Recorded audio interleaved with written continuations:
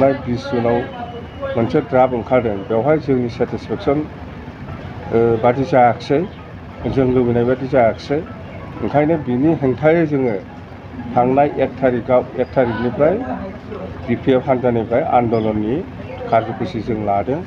गसाइगावआव 1 थारिखआव जानानै थांखांबाय आरो दिनै उदालगुरियाव खालि बिपिएफल' नङा बे धरनायाव गासिबो जाथि जनगोष्ठीनि मानसिफ्रा ओंखारजोबफादों आरो गासिबो दल संगठना दंफाजोबोमोन। जों जोबोद गोजोननाय मोन्दों बे उदालगुरि आरो तामुलपुर जिल्लानि गासिबो जाथि जनगोष्ठीया जोंनि आन्दलनाव हेफाजाब होफैनायनि थाखाय।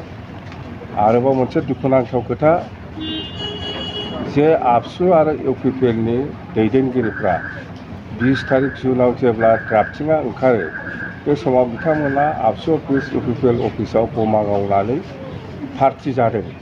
बिथांमोना बुंनानै लादों जे जों जेरै लुबैदों बेबादि जाबाय ड्राफ्टिंआ जों जेरै समस्ति लुबैदों बेबादि ओंखारबाय होननानै माने फुर्तिजोंनो बिराद बमा गावदों आरो दाउ अमा सिथारनानै जादों बिथांमोना। थारमाने जों दिनै बेखौनो बुजियो जे आबसु आरो इउपिपिएलनि लिडारफ्रा माने उदालगुरि पार्ट आरो बे तामुलपुर गरेस्वर मथ'थे 6था समस्तिखौ दरंजोंनो थाफानांगौ होननानै बिथांमोनहानो बुंदों। बिथांमोनहा बुंनानै लाखादों जे जों लुबैनाय बादि जाबाय।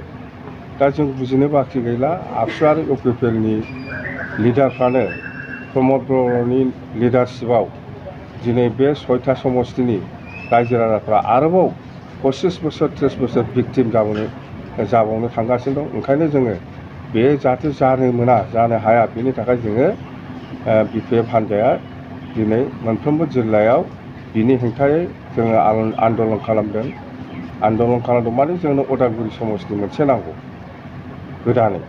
आरो मानसिफ्रा भुल बुजिनो नाङा 1 थारिखआव गसाइगाव धरनायाव जितु गसाइगाव जिल्लानि जितु मेम'रेन्डाम बेवहाय मोनसे भुल जादों गोरोन्थि जादों बेखौ जोङो दिनै गसाइगाव जिल्लाखौ बुंनानै बे गोरोन्थिखौ उइद्र' खालामनानै गोदानै मेम'रेन्डामखौ सिभिल एसटिआवनो होफिननाय जाबाय। नोंथांमोना दसे उनावनो हयथ' मिथिनो हागौ।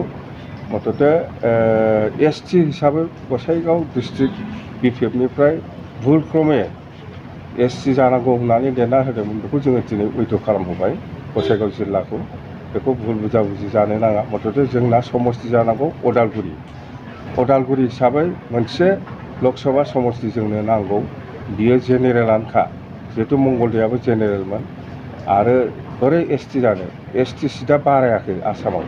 प्रमद बर'आ आरोबाव जोंनि बे बिटिसि बाखि रायजोफोरखौ आरोबाव खेबसेबाव फानबावबाय। प्रमद बर'आ गोसो जाब्ला सरकाराव डिसिसन लानानै केबिनेट डिसिसन लानानै हरबानो जायो। दाबो समाय दं 11 थारिखसिम क्लेम आरो अबजेक्सना।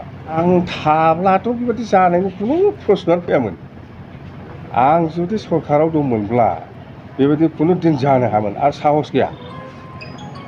जों थानांगौमोन सरकाराव अब्ला बेफोर जानो मोनामोन।